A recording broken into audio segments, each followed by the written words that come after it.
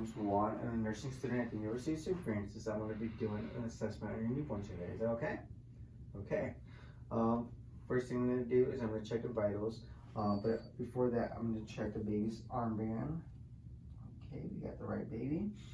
So what I'm going to do first is I'm going to listen to the heart, the lungs, and I'm going to listen to the bowel sounds, okay?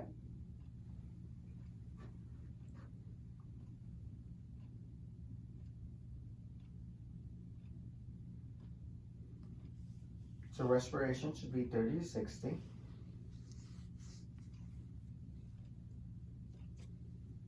Heart rate 100 to 160. And bowel sounds present in all 4 quadrants.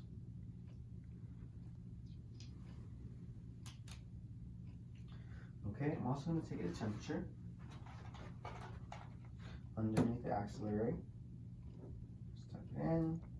And the temperature should be 97.7 to 99.5.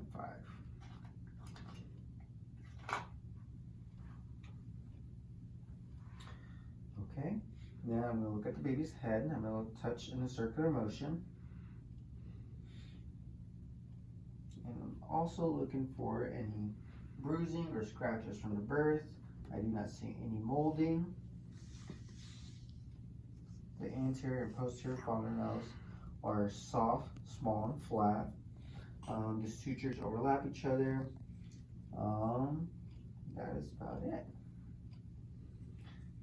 Baby's hat back on. Then I'm going to look at the eyes and make sure that they're 1/3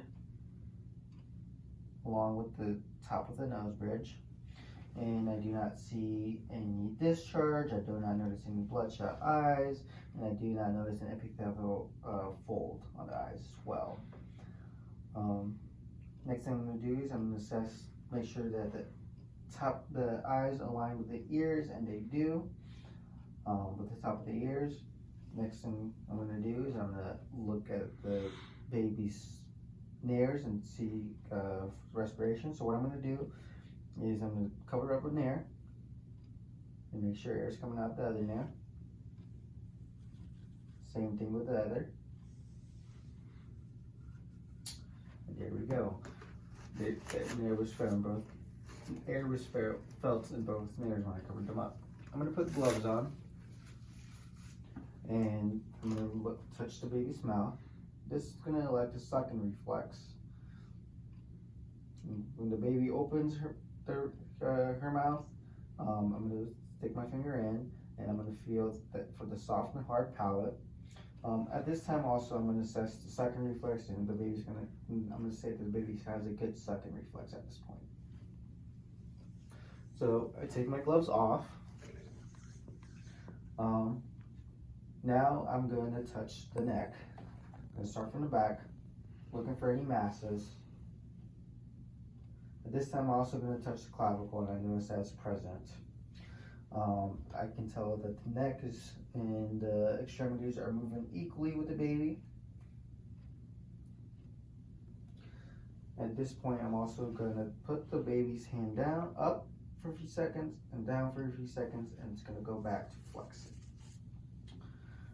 Okay, and I'm going to note for any signs of respiratory distress, and that would include nasal flaring, the baby grunting, apnea lasting for more than 20 seconds, retracting, and the other signs of nasal flaring would be seesaw breathing, and that would be if the chest is rising more than the abdomen or vice versa. I'm going to look at the baby's umbilical cord. It's going to be dry. In this case, it's going to be dry. There's no bruising, there's no edema, there's nothing around it. Then I'm looking at the baby's skin. I'm going to look at the baby's skin right now. I do not notice any bruising,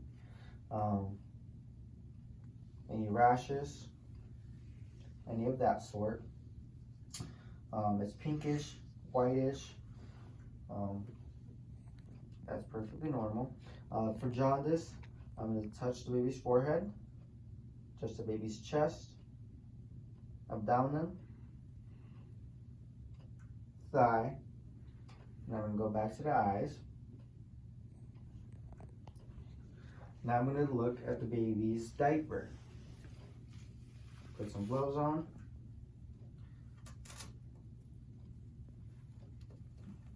And since we have a baby girl right now, I'm looking at the labia majora as over the labia minora. I'm going to look for any discharge. It's normal to have white discharge or little spots, red spots, because of the mom's hormones.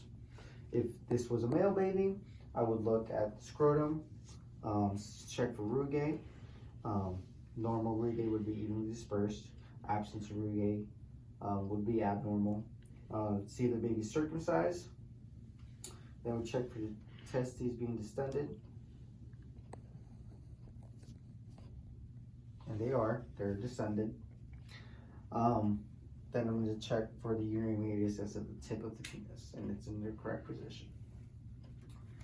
And I cover the baby back up. Oh, and if the baby were to be soiled, either if their diaper was wet or if their diaper was poopy, I would go ahead and change it at that time.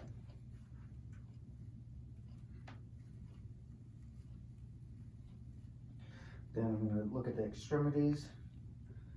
5 fingers on each hand. Creases, more than one crease on each hand as well. 5 toes on each foot. And creases cover about 2/3 of the feet. That's what we want. Next thing I'm going to do is I'm going to put baby on their back. They can still breathe. I'm looking at the spine, making sure it comes straight down, and it does. There's no hair or there's no dimples on the lower back area. I'm also looking for any rashes, any birthmarks, any bruising. I do not see any.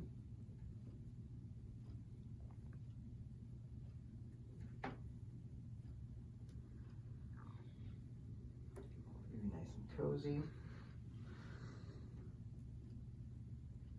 The baby was crying for the most part during the assessment. I'm also going to do moral reflex. But before I do the moral reflex, I'm going to do the Babinski reflex. And the way I do this is going to do upside down J. The baby's fingers are going to flare out. And the baby's fingers flare out, and that was normal. Another thing is when I was assessing the head, I noticed that the baby was not swollen at all. If the baby's head were to be swollen on one side and not crossing the suture, that'd be a cephalhematoma, and that'd be mainly due to blood. That also increases the baby's risk for having jaundice. If the baby's overall head was kind of swollen, that's mainly due to fluid, and we call that capsulocystedema. I'm going to do the moral reflex, and the baby will, the baby's going to flare out with a C shape in their hands, and that's going to be normal. And throughout the assessment, the baby was crying for the most part, and that's normal as well. That's why I listened first. I'm going to cover the baby back up. Some questions for you, Mom. When did the baby last void or had a poopy? And when will the baby be fed next? Now this time, do you have any questions for me? No? Well, I will be at the nurse's station. If you need any help, just hit the call light and I'll be right back in. Thank you.